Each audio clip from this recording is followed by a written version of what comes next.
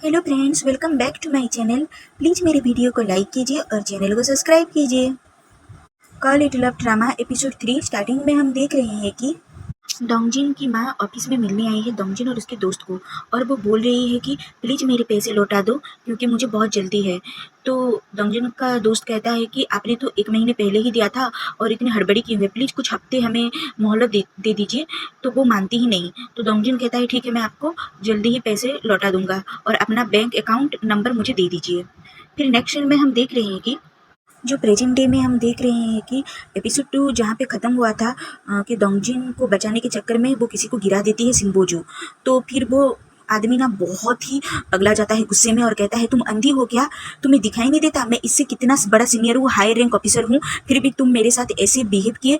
तो वो कहती है कि मैंने ड्रिंक किया था लेकिन इतना भी नहीं जो मैं पागल दिख रही हूँ आपको, और आपको कोई हक नहीं बनता कि अचानक से किसी को आप ऐसे मजे के लिए किसी को चिल्लाते हुए आ जाओ और किसी के ऊपर अटैक करो। अगर फिर से इसके साथ कोई बदतमीजी की मारपीट की तो मैं पुलिस को फौरन बुलाऊंगी।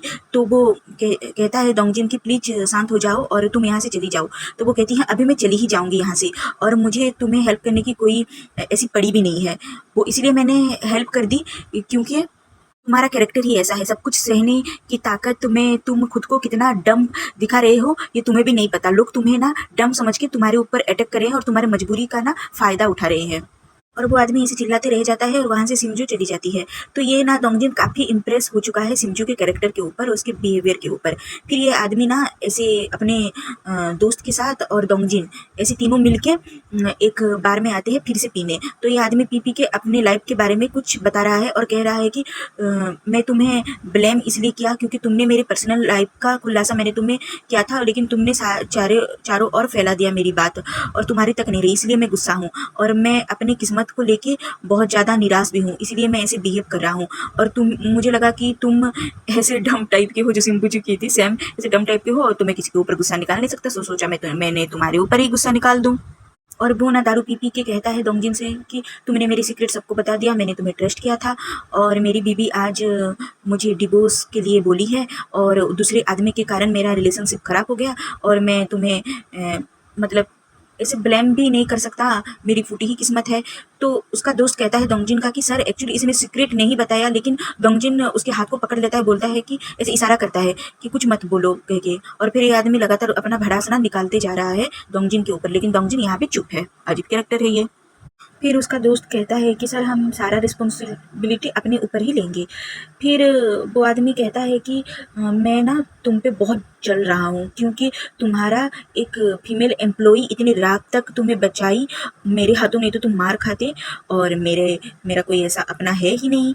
तो उसका दोस्त कहता है कौन एम्प्लॉय है ये। फिर ऐसे कार चलाते हुए कहता है कि डोंगजिन ये तो हमारी जो सेक्रेटरी है ना, एक जो है डोंगजिन का सेक्रेटरी, वो तुम्हें इतनी रात तक तुम्हारे साथ थी और तुम्हारी मतलब प्रोटेक्शन भी किया उसने। अरे मैं भी जलन फील कर रहा हूँ, इतनी अच्छी है ये सेक्रेटरी। तो कहता है डोंगजिन वो सेक्रेटरी नहीं और एक्चुअली में वो ना सिम्बुजू है। तो ये गाड़ी ना इसे अचानक से रोक देता है, तो वो ड्रंकर बेचारा का ना सर पे लग जाता है। तो फिर उसका दोस्त कहता है सॉरी सॉरी सर, हमें पता नहीं था और आपको लग गया कह के। फिर उसका दोस्त कहता है कि अरे वो तो स्पाई है और इतनी रात को तुम मिलने क्यों गए थे। तो डोंगजिन कहता है कि एक्चुअल में कोई और है स्पाई, वो प्रेसिडेंट, वो सेल्स ऑफिसर वो है, और मिस्टर चा प्रेसिडेंट, ऐसे करके दोनों मिले हुए हैं और हमारा सारा खुलासा वो अपनी कंपनी की तरफ ले रहे हैं। तो ये स्पाई है और कंपनी को सारा इंफॉर्मेशन दे रहा है। तो सिम्बोजू इनोसेंट है।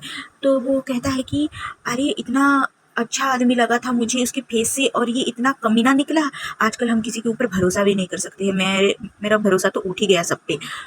तो वो कहता है कि सिम्बोजू फिर से आएगी, ऑफिस में काम करेगी कह के। फिर उसके दोस्त और डोंगजिन कुछ टाइम तक अपने पास्ट के बारे में बात करते हैं। ये डोंगजिन जब छोटा बच्चा था ना, और उसकी मॉम ना कुछ नूडल्स ऐसे बनाती थी, और जब भी वो नूडल्स बनाती थी तो डोंगजिन कहता था अपने मन ही मन में, प्लीज मॉम आप कोई नेक्स्ट रिलेशनशिप में मत आ जाना, और प्लीज मैं ये बात सुनना नहीं चाहता। अंदर ही अंदर वो भगवान से प्रे करता रहता था। लेकिन फिर उसकी मॉम वो नूडल्स बना कि कहती थी मुझे एक नया लवर मिल गया है और हम ना फिर अपने पापा की तरह तुम मत बनना, तुम्हारी कैरेक्टर पापा की तरह है, इस आदमी के साथ अच्छे से बिहेवियर ऐसे करके रहना। तो ये सुन के बहुत उदास हो जाता था। ऑलरेडी इसकी मॉम की 4 शादी हो चुकी है और कोई ना कोई उसका नया लवर उसे मिल ही जाता है। तो ये बात सब सुन के और फ्रस्ट्रेशन हो गया है दोंगजिन और उसका कैरेक्टर पूरा चेंज हो गया है बचपन से लेके अब तक। फिर नेक्स्ट सीन में हम देख रहे हैं कि सिम्बू जो ना ऐसे फ़ोन पे बात कर रही होती है युनजुन से, लेकिन युनजुन ना छुप के बैठा है और उसके ना पास भी नहीं आ रहा है। तो ये बात करते करते ना सिम्बू जो देख लेती है युनजुन को कि उसका ना ऐसे एक दीवार के पीछे वो खड़ा हुआ है और सिम्बू जो से वो ऐसे छुपन छुपाई खेल रहा है फ़ोन पे। तो कहती है कि ऑलरेडी मैंने तुम्हें देख लिया है, प्लीज़ आ जाओ। तो वो फ़ोन पे बात करते करते आ जाता है युनजुन सिम्बूजू के पास। तो एक्चुअल में ये इसलिए छुप रहा है सिम्बूजू से कि वो चाहता है कि ये नॉर्मल ज़िंदगी जिए सिम्बूजू और बदला लेने के चक्कर में अपना ज़िंदगी खराब ना करे। और वो कह रहा है कि प्लीज़ तुम बदला लेने के लिए उस आदमी के पास मत जाओ और वो कंपनी में तुम ज्वाइन ना करो, तुम कुछ और करो। और प्लीज़ मेरे घर में मैंने तुम्हें अलाउ किया है क्योंकि यहाँ पे रह के तुम तीनों अच्छे से अपनी ज़िंदगी गुजारो और अगर तुम ये नहीं चाहते तो प्लीज़ मेरे घर से तुम चले जाओ। तो सिम्बूजू कहती है मैं तुम्हारा मुँह भी नहीं देखूँगी, अगर तुम मेरे बदले के बीच आओगे तो मैं तुम्हारा घर भी छोड़ दूँगी और हम दोनों एक दूसरे को नहीं देखेंगे और। तो युनजुन ना बहुत ही उदास हो जाता है ये बात सब सुन के। कहाँ पे काम कर रही है, क्या कर रही है, कह के वो उसको दौड़ा-दौड़ा के पीछा करता है और कहता है कि मैं तुम्हारी मॉम को सारी बात बता दूँगा। अगर तुम ये सब रिवेंज लोगे उस आदमी के साथ उसकी कंपनी में रहोगे उसकी रिवेंज लेते-लेते तुम उसके करीब ना आ जाओ, ऐसे वो कहता है। तो वो कहती है कि तुम मेरी मम्मी को बताना है बता दो या जो भी करो, मैं पीछे नहीं हटूँगी। तो वो कहता है मैं तुम्हें ओनली 1 वीक दे रहा हूँ, 1 वीक के अंदर ये सारा जो खेल है तुम ख़त्म करो।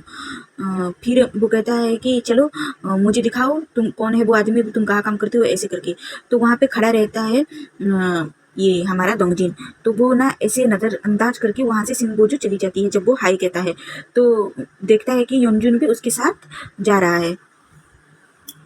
फिर जाते टाइम युनजुन पूछता है कौन है ये आदमी, तुम्हें जानता है क्या? तो वो कहती है कि मैं उस आदमी को नहीं जानती हूँ। अरे तुम्हें अभी तक वो आदमी ऐसे पीछे से देख रहा है, शायद वो तुम्हें जानता है। तो सिम्बोजू कहती है कि नहीं मुझे नहीं पता वो आदमी कौन है। फिर नेक्स्ट सीन में हम देख रहे हैं सिम्बोजू जैसे ऑफिस पे एंट्री करती है तो बाहर ऐसे खड़ा होता है दोंगजिन और कहता है कि तुम लेट हो। तो सिम्बोजू कहती है हाँ ऐसे कुछ काम था। फिर उसके बाद दोंगजिन कहता है कि तुम आगे से कभी लेट मत होना। तो सिम्बोजू आंसर देती है कि कल रात के लिए मुझे प्लीज़ थैंक्स मत बोलना, मुझे ऐसे प्रेडिक्ट हुआ कि आदमी तुम्हें ऐसे मारने वाला है तो मैं ऐसे बीच में आ गई। तो वो थैंक यू कहता है। तो वो कहती है अरे मुझे नहीं सुनना है तुम्हारा थैंक यू। फिर वो कहता है कि चलो ऑफिस के अंदर चलो। तो इसके आगे और तुम कुछ नहीं कहोगे? तो डोंगजिन कहता है कि जो भी हुआ एक मनोरंजन टाइप लगा, मनोरंजक था। तो क्या तुम मुझे मनोरंजक के रूप में ले रहे हो? क्या मैं तुम्हें फनी लगती हूँ? ऐसे पीछे से वो ऐसा अपने आप बड़बड़ाती है। फिर सिम्बो जो ऑफिस के अंदर आती है तो सब लोग देख के उसे ऐसे हैरान हो जाते हैं और उनमें से एक पूछती है क्या तुम यहाँ पे फिर से काम करोगी? तो सिम्बोजू कहती है कि क्यों तुम्हें कुछ प्रॉब्लम है क्या? तो पीछे से एक आदमी आके कहता है कि कुछ बेशर्म लोग होते हैं फिर से काम करने के लिए चले जाते हैं। तो वहाँ पे आ जाता है दोंगजिन और सबको कहता है कि सिम्बोजू को कोई भी कुछ ना कहे, मैंने ही उसे अपॉइंटमेंट दिया है, आज से वो यहाँ पे फिर से काम करेगी और प्लीज़ आप अपना-अपना काम करो। तो फिर दोंगजिन कहता है कि प्लीज़ अपने आप में ही रहो, कोई तुम्हें जैसे बुली ना करे। तो जैसे वो जाता है तो ये कहती है कि ओहो! इसी वज़ह से वो मुझे ऑफ़िस के बाहर ही आदमी वेट कर रहा था, कि उसको पहले से ही मालूम था कि ये सब चीज़ें होगा। फिर नेक्स्ट सीन में हम देख रहे हैं कि और जो वो प्रेसिडेंट है ना वो वहाँ पे आ जाता है, वो सेल्स ऑफ़िसर और जैसे वो सबको गुड मॉर्निंग विश करता है तो वहाँ पे एक एम्प्लॉयी आके कहती है कि सिम्बोजू फिर से आ गई काम करने। तो वो भी सुन के हैरान हो जाता है और वो एक मीटिंग में बुलाता है दोंगजिन सबको और मीटिंग में सबको इकट्ठा करता है और कहता है कि सिम्बोजू स्पाई नहीं है, कोई और है। तो फिर वो मीटिंग जॉइन करता है वो ऑफिसर और सब लोग मीटिंग रूम में बैठे हैं। ये डोंगजिन को फ्रेंड को ऑलरेडी पता हो चुका है कि वो मेन विलेन कौन है। तो वो ना कुछ कह नहीं पाता है और उसकी स्किन की तारीफ करने लगता है फ्रस्ट्रेशन में। और उसके बाद डोंगजिन बुलाता है फिर एक नेक्स्ट मीटिंग में और वो प्रेसिडेंट को वहाँ पे कहता है कि सिम्बोजू आज से आपके साथ काम करेगी, वो भी बिजनेस यूनिट में। फिर वो प्रेसिडेंट को वहाँ से भगा देता है और सिम्बोजू के साथ एक मीटिंग करता है। तो वहाँ पे दोंगजिन कहता है कि तुम आज से बिजनेस यूनिट में हो। तो वो कहती है क्यों? क्यों मुझे बिजनेस यूनिट में उसके साथ काम करने को बोल रहे हो? तो डोंगजिन कहता है कि तुम उसके साथ मिल के काम करो और मुझे इन्फॉर्मेशन देना वो अगले वो कौन सा कदम उठाएगा, और मैं उसको तो भरोसा नहीं कर सकता, तो वो क्या क्या करने वाला है मुझे सब डिटेल्स में बता देना। तो वो कहती है कि मैं ओनली 3 वीक्स के लिए यहाँ पे हूँ और मुझ पे इतना क्यों भरोसा कर रहे हो? मैंने तुमसे पहले भी कहा था कि मुझ पे भरोसा मत करो, मैं भरोसे के लायक नहीं हूँ। तो वो कहता है कि तुमने खुद कहा था मुझे कि कोई तुम्हें पैसे दे तुम चीज़ों को मैनिपुलेट नहीं करती हो, तो मुझे तुम पे विश्वास है। तुम भले ही इनकार करो, लेकिन मैं तुम्हें जानता हूँ कि तुम इजीली मैनिपुलेट नहीं होगे किसी की बातों से। और जाते-जाते कहती है कि सिम्बोजू, हमेशा ब्यूटीफुल चेहरा लेके मेरे सामने मत आया करो और सोचना भी मत कि मैं तुम्हें तुम्हारी लुक्स की वजह से तुम्हें ये दया दिखाकर तुम्हारी हेल्प करूँगी मैं। युनजुन फिर जाके एक कॉफ़ी शॉप में कॉफ़ी ऑर्डर करता है, तो वो देख के शॉक हो जाता है कि सिम्बोजू के भाई वहाँ पे जॉब कर रहा है। तब वो कॉफ़ी लेके आता है और युनजुन से कहता है कि प्लीज़ सिम्बोजू को मत बताना मैं यहाँ पे पार्ट टाइम वर्क कर रहा हूँ। तो तुमने तो पहले कहा था कि तुम स्टडी करोगी, गवर्नमेंट जॉब के लिए अप्लाई करोगी, सबको कितना बोले थे, सिम्बोजू को भी यकीन दिलाया था कि इस बार ज़रूर तुम एग्ज़ाम में पास करोगी, जॉब लग जाएगा। फिर ये सब क्या है? तो वो कहता है कि मुझे म्यूज़िक में इंटरेस्ट है, मैं लिरिक्स लिखूँगा और प्लीज़ तुम मत बताना ये सब बातें सिम्बोजू को। फिर नेक्स्ट सीन में हम देख रहे हैं, सिम्बोजू की बहन बैंक में जॉब करती है। ऑलरेडी उसका एक मेस हो गया है यहाँ पे कि उसका बॉयफ्रेंड उसके साथ चीटिंग किया है। फिर वो सबको बता रही है कि मैं ओवर ड्यूटी करूँगी, ओवर टाइम। तो सब लोग कह रहे हैं कि अरे ये पागल-वागल हो गई क्या, ओवर ड्यूटी क्यों कर रही है? फिर उसके दोस्त चले जाते हैं। तो वहाँ पे एक सिक्योरिटी गार्ड बहुत ही हैंडसम सा है, वहाँ पे आता है और उसे एक ड्रिंक देता है और उसपे वहाँ पे लिखा हुआ होता है उस ड्रिंक पे कि तुम्हारा दिल बहुत साफ है, और वहाँ पे एक दिल का स्टिकर भी होता है। तो ये देख के ना यहाँ पे पिघल जाती है और कहती है, अरे मैंने कभी नोटिस ही नहीं किया ये सिक्योरिटी गार्ड इतना हैंडसम कैसे है?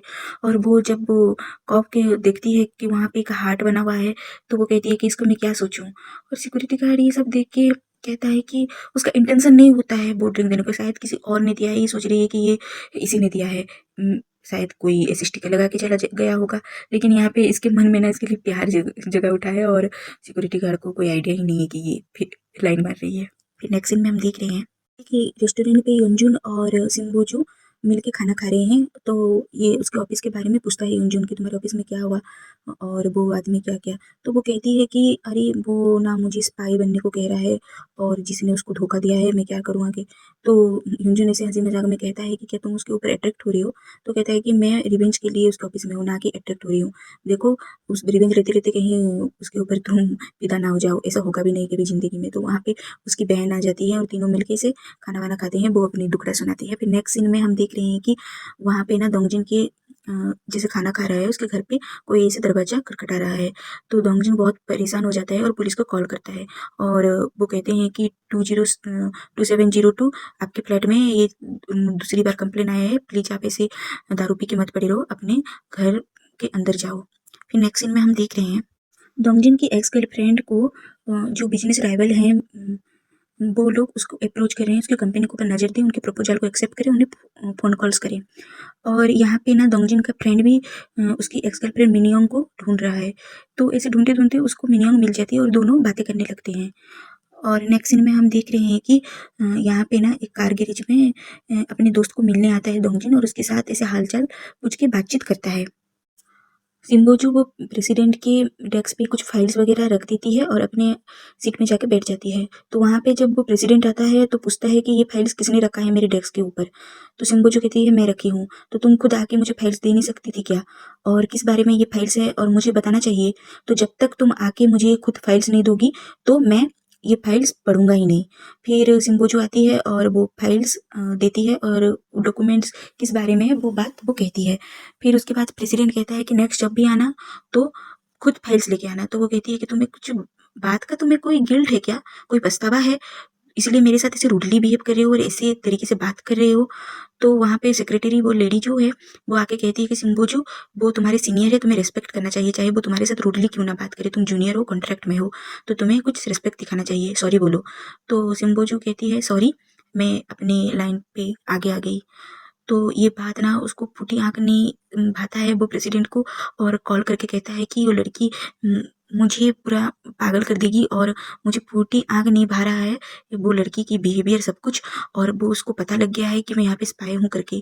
तो वो ना अपने मुँह पे बर्फ़ रखता है और अपने गुस्से को ना कंट्रोल करता है।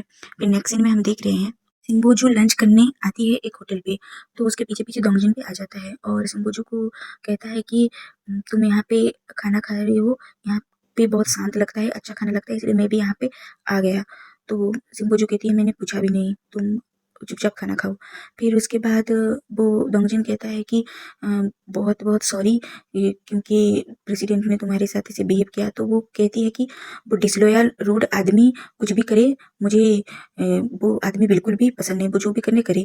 तुम कैसे इतना पेशेंटली सह रहे हो वो आदमी को, उसके बारे में सब कुछ जान गए हो, फिर भी तुम मुझे कह रहे हो कि उसके साथ काम करो कह के। तो तुम्हारे इतना पेशेंट कहाँ से आ रहा है?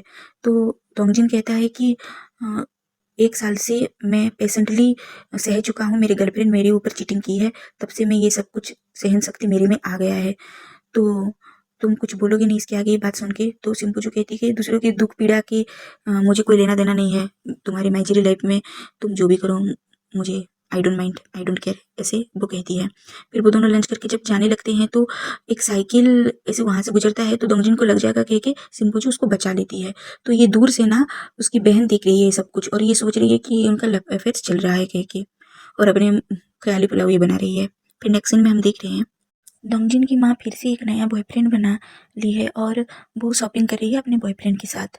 और फिर जब शॉपिंग करके वो कार पे बैठते हैं तो वो पूछता है कि हम कहाँ जाएँगे? तो उसकी मॉम कहती है डोंगजिन की कि हम ना मेरे बेटे को मिलने जाएँगे और तुम ना यहाँ पर ही रुको। तो वो कहता है कि मैं तुम्हारे बेटे को मिलना चाहता हूँ। तो वो कहती है देखो हनी अभी मेरे पति गुज़रे हुए 2 महीने भी नहीं हुआ है और मेरे बेटे से मैं वहाँ पे मिली थी और वो ये बात जान के बॉयफ्रेंड लेके ऐसे आई हूँ करके वो उसको पता चलेगा तो वो कुछ तो रिस्पेक्ट करो ना मेरी और प्लीज़ कुछ टाइम के लिए तुम वेट करो नहीं ऐसे कह के अपने बॉयफ्रेंड को वो मना लेती है और अपने बेटे को वो मिलने जाती है ऑफिस में। तो वहाँ पे सेक्रेटरी वो लेडी है उनको वो कहती है कि प्रेसिडेंट हान कहाँ पे हैं? तो सेक्रेटरी कहती है कि आप कौन हो? तो वो कहती है कि तुम मुझे पहचाने नहीं, मैं हान हान दोंगजुंग की माँ हूँ। तो उसकी वो कहाँ पे है? वो किस रूम में है? मुझे प्लीज़ बता दो। तो वो कहती है कि वो प्रेसिडेंट हान का रूम वहाँ पे है। तो वो कहती है कि जाते-जाते प्लीज़ वो आइस्ड कॉफ़ी ले आना। तो वो ये सुन के ना शॉक हो जाती है सेक्रेटरी लेडी और उसके मीटिंग में अर्जेंटली जाना होता है। तो वहाँ पे सिम्बोजू कुरियर का कुछ सामान ऐसे देके जैसे वो ऑफ़िस तरफ आती है तो उसे मिल जाती है सेक्रेटरी लेडी और वो कहती है कि प्लीज़ तुम कॉफ़ी लेके हान सर के रूम में चले जाओ क्योंकि उनकी मॉम ना उनसे मिलने आई है। तो उसके ना सिम्बू जो ये बात सुन के उसका हाथ पैर ऐसे हिल जाता है क्योंकि वो दोनों ही उसके दुश्मन हैं, वो कैसे फेस करेगी बेचारी। इनमें हम देख रहे हैं कि डोंगजिन कहती है कि आप यहाँ पे क्यों आए हो? तो वो कहती है कि मैं तुम्हारे लिए गिफ्ट लाई हूँ, एक सुंदर सा सूट है। तो डोंगजिन कहता है मुझे कोई गिफ्ट नहीं चाहिए। तो मैं तुम्हें एक बात बताना चाहती हूँ। तो डोंगजिन कहता है कि मुझे पता है आपका एक नया बॉयफ्रेंड मिल गया है।